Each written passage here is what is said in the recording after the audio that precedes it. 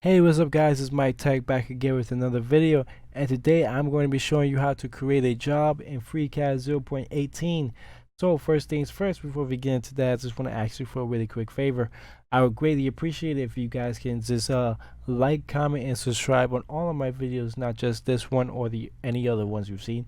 Just subscribe to all of them. Well, like all of them, comment on all of them, share all of them, and if you want, subscribe to my channel. I would greatly appreciate it. It helps me grow the channel, and it also helps me figure out whether you guys like seeing these videos or not. Now, another thing as well, I would greatly appreciate it if you can follow me on all social media platforms: Facebook, Twitter, and Instagram. And if you want to, stop by my eBay store, my Amazon store, my Amazon store, or my website. Not too much stuff on there, but I am adding more and more stuff to it, and you guys will see that over time. So that's pretty much it for now. Let's get on with the video. So first things first, after you open up FreeCAD 0.18, you want to go ahead and select a model. I already have my model selected. It's this model right here. So after you have your model selected here, it doesn't really matter how you select your model. It could be either a STL file or model that you created inside of FreeCAD. If it is a STL file, guess what? I have a video for that. I have a video teaching you how to take STL files and convert them into models that you can use inside of FreeCAD. I will put that in the description below and at the end of the video. So there you go. But after, or if you don't need that and your model is already inside of FreeCAD, we can just move on to the next part, which is pretty simple: creating a job. So you want to go up here to the top, and you want to click on this big green button with this drill bit thing next to it. It's gonna say create a path job. You want to go ahead and click that. When you click that button, you're going to see a create job box is going to show up. Inside that box, you're going to see templates. Now templates is basically, if let's say for example you are creating this part, but this part is made out of aluminum, and then let's say for example you're making another part, but the other part's made out of steel. Well, you can have a template for aluminum and then another template for steel, so all of your settings for aluminum will be already set, so you won't have to set them every time you create a part out of aluminum. You can just use that template, and all of your feeds and speeds will be automatically typed in or programmed in when you select that template. So it just makes programming the cam a little bit more easier and less typing and way faster. But this video is not about templates right now. I'm going to be making another video about that later on in the future. But for right now, don't worry about the templates. So let's just skip this part right here. Underneath the templates though, you have models. Now this is important. This is where all of your models are going to be. So if you have more than just one part or more than just one model in this box here, you can select them, all of them, or you can just select the ones that you actually want to make the cam for.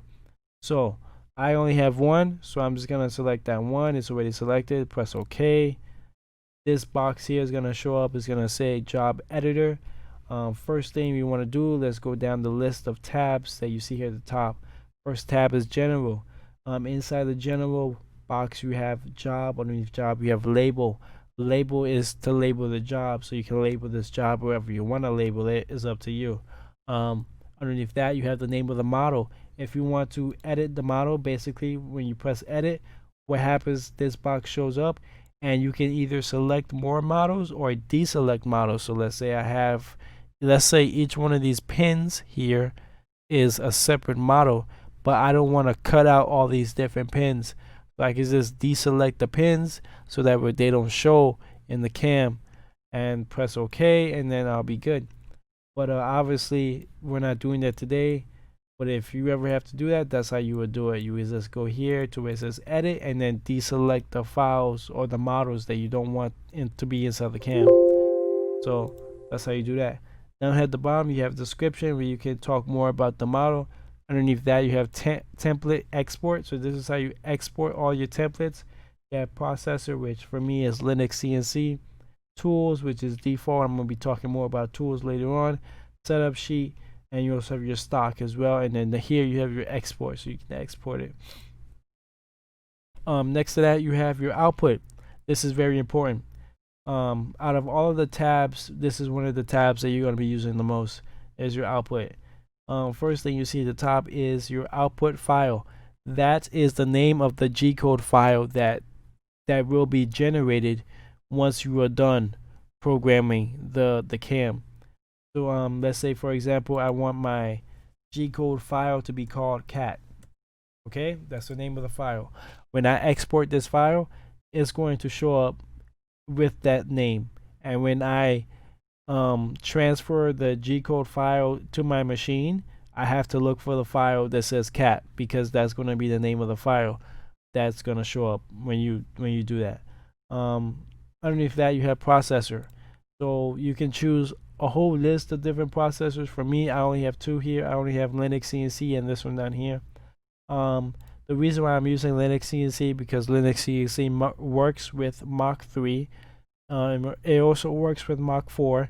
And it also works with UC CNC, which is exactly what I use. So that's the reason why I'm using Linux CNC. If you want more cam options or processor options, post-processor options, you can just come here to where it says, where is it? Here where it says preferences, go down to where it says path, and then go down to where it says post-processor, and then you will see a list here where it says post-processor. You will see a list of all the different post-processors here. Now I only have 2 selected, which is this one and the one at the bottom here, but you can select all of them if you want to, or just select one. It's up to you. But I only need those 2, so that's the reason why I have them selected. Next to that, well, underneath that, you have arguments. Don't worry about arguments for right now. I am going to be making a separate video about arguments later on in the future, so it's not necessary for creating a job right now. So let's skip that part there. Now, next to output, you have setup. Now, setup is the other tab that you're going to be spending a lot of time in. This is how you set up your part. Well, at least the stock for your part. And this is also how you set your origin as well. You do all of that right here inside the setup box. So underneath setup, you have layout. Underneath layout, you have stock.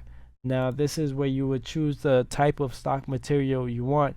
So let's say I want this one here where it says create box. Now, basically, it is going to take whatever model you have, and it is going to make that model into a box shape. So basically, if I take out these lines here at the top, it will be more like a wedge shape. But because I have it selected as create box, it takes whatever shape you have and automatically just converts it into a box. So, and you can always change the width and the height and all the other stuff of the box here. Let's say you want to create a cylinder. So let's say my stock is a cylinder, is round like this here. It will automatically create that round circle for you, and you can either change the height or the radius of it, and that's about it. So that's how you do the circle thing. Right here I have a model bound box.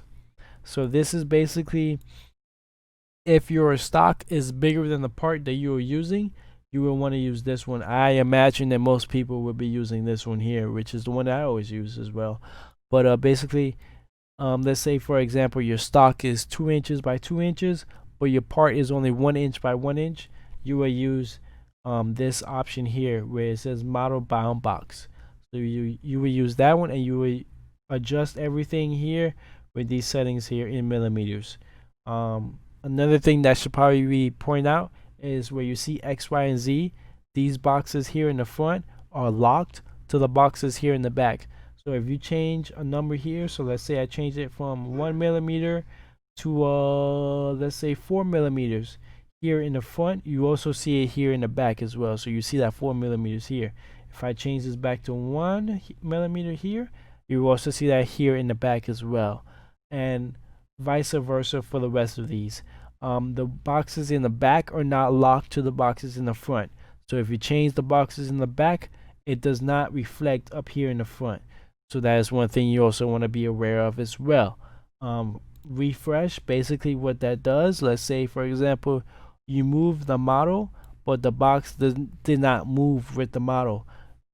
Pressing refresh will align the box back to the model. So that's how you do that there. Scroll down a little bit more, you have alignment. So basically this is how you change the origin of the actual part. So you can move to origin, set as origin, center in stock, and then XY stock. So basically I'm just going to do a really quick example of this. Let me go ahead and change my mouse over here so now I can select a face. The way you will want to do this is you will want to select a edge or a corner.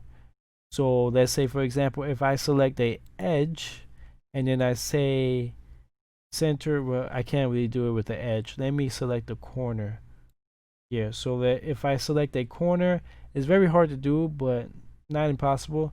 Hopefully you guys can actually see it here. Let me zoom out and then zoom back in. So if you see, let me go do it up here. Hopefully you can see that little yellow line where my mouse is at the top. When you click that, it's gonna turn green. That is basically the corner of the part, and that is where the origin will be if you move it to origin or set as origin. So let's do that down here at the bottom because I want the bottom part to be the origin, the corner, the top corner here. You can see it turn green here. Let me zoom out and let me reorganize some stuff here so that way you can see it. Okay, so the bottom left hand corner or the top left hand corner is going to be set as my origin. So I can just press set origin and you can see that the origin automatically moved over to the top left top corner here. So now that top part there is going to be my origin of this part here. So that's where the tool is going to start when it starts cutting. Let's say for example I wanted to move it down. Let's say I don't want it to be the top. Let's say I want it to be at the bottom for some reason, right? So if I want my origin to be, instead of being up here at the top, I want it to be down here at the bottom.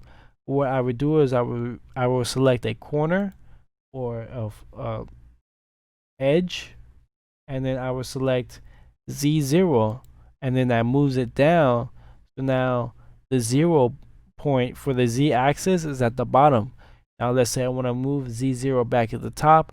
I would do that. I would select a line up here at the top, and then I would press Z0 again, and then it moves it back at the top. So now the top is now 0, and you can do that for pretty much all of the different axes here. You can do it for X, Y, and Z. So that's how you would do that. Underneath that, you have your move X and Y. So basically this is pretty self-explanatory. It allows you to move it around in X and Y, and then this box here in the middle will adjust the amount that it moves every time you press the button. Same thing goes down here for rotate. If you want to rotate the box, right now it's set for 90 degrees. So if I press rotate now, which I probably shouldn't do it, but I'm gonna do it anyway, you can see that it rotates it in 90 degrees, and you can do that for your X or your Y. So there you go. And then down here you have default values. This is basically going to be your start depth, your final depth, your step down, and then it's also going to be the clearance height and the safety height, which you can also adjust just by clicking inside the box and typing in whatever you want those numbers to be.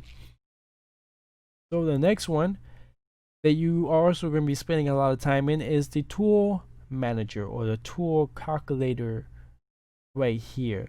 Now basically if you want to add tools to this, pretty simple. You'll come down here to where it says add. Your tool library shows up. You select the tools by clicking in the little boxes and filling in the little check marks here. I want to add tool 4, 5, and 6.